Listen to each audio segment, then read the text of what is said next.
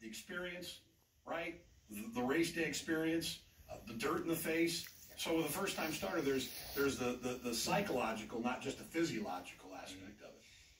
When you're conditioning a first-time starter, do you try to give them that race day experience before? And what I mean by that is a horse that's most likely going to get dirt kicked in their face. Mm-hmm. Generally, do trainers conditioning first-time starters give them that experience in the morning of putting them behind some workmates and let them take that kick back? I'd have to say the greater percentage do, yes. Yeah. But I think that the intent of trying to win with the first-time starters obviously contingent upon who owns the horse, how that horse is bred, if that horse is a router, if that horse is a turf horse. One horse that comes to mind, and I want to wish Chris McCarron a happy birthday today. I know. Oh, no way. He rode your favorite horse of all time. Happy birthday, Chris. Yeah, so Chris McCarron, C.J. McCarron, if you look in your program, C.J. McCarron, he rode a horse by the name of Mud Route. Ron McAnally. Ron McAnally. And I'll never forget, Hollywood Park, steam was on the backside. This horse couldn't lose, cannot lose. And I'll never forget, to the day I die. The idea, Ron McAnally came in and says, hey, give this horse some experience today. I'm not as worried about winning as I am getting the experience, you know? And so you kind of got the vibe, hey, maybe are they going to try? Well, of course they're going to try. But the reality is you want to give the experience. Mm-hmm. So Chris gave him all the experience in the world. He got beat. He ran second. Ran a giant race. People were infuriated at Hollywood. This horse should have won. Look at all the trouble he got into. But the reality is he was giving him the experience. So that's one thing you have to think about. And every trainer is different. I mean, the mentality of a Dick Mandela to a Bob Baffert, I mean, you're likely dealing with two different types of horses. But and that's for the gambler and the handicapper to decipher. Those are the thoughts that go through your head. You know, right.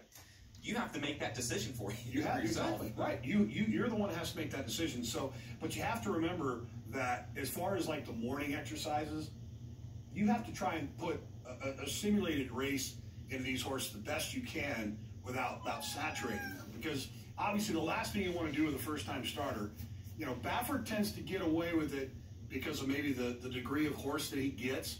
I mean, he goes out, you think about the sales process, and Donato Lani deserves a lot of credit. You know, he's one that's been heavily invested with Baffert through the years. And Marette Farrell is another one. She's had some luck with the Speedway group. But there's a certain prototype that Bob Baffert is looking for. Now, you can argue with me all day and say, well, you remember Real Quiet? Was that his prototype? No.